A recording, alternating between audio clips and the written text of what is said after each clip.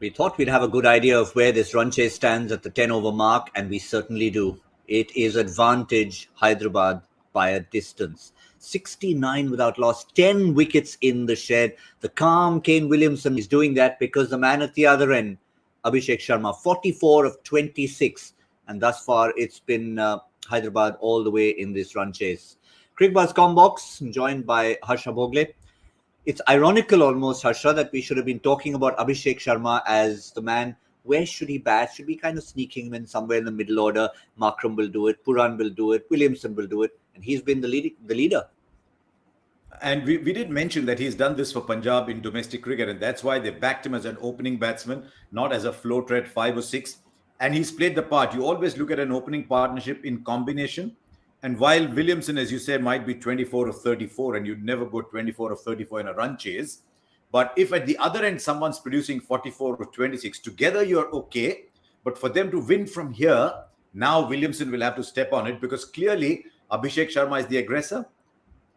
He might pop one up and get out, and that can happen, but he's played his part. But they've got to a stage now where even if Tripathi, Puran, Markram give you quick 25s, the game is done.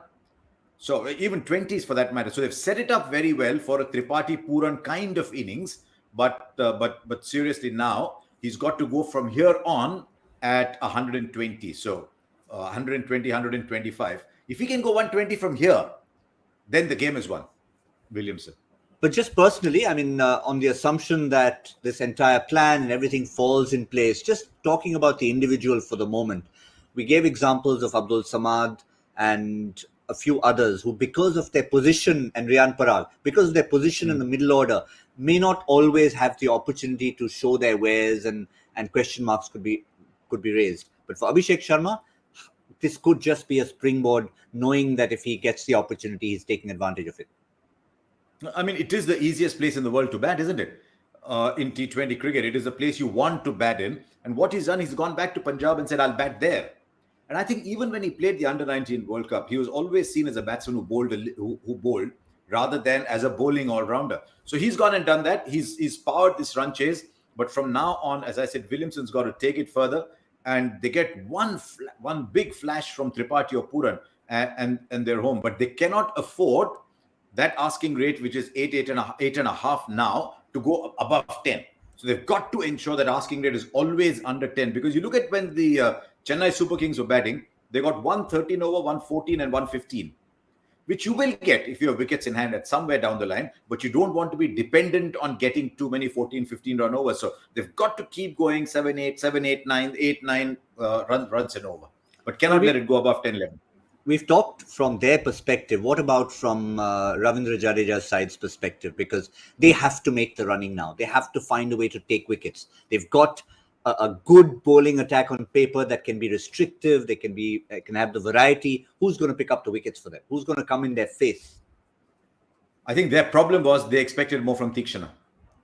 3 overs 27 is not what they expected. He wasn't getting that grip of the surface which they wanted.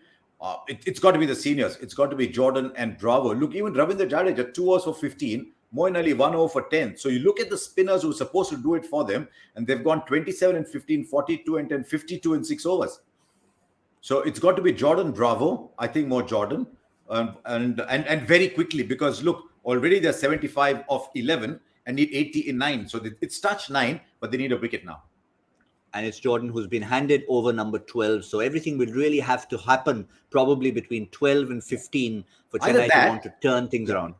Either that, or they build up a couple of 3-4 run overs, 4-5, 4-5, not 3-4, a couple of 4-5 run overs, which will then cause them to fall behind the required rate, take a chance, lose a couple of wickets. So I see that as CSK's only chance.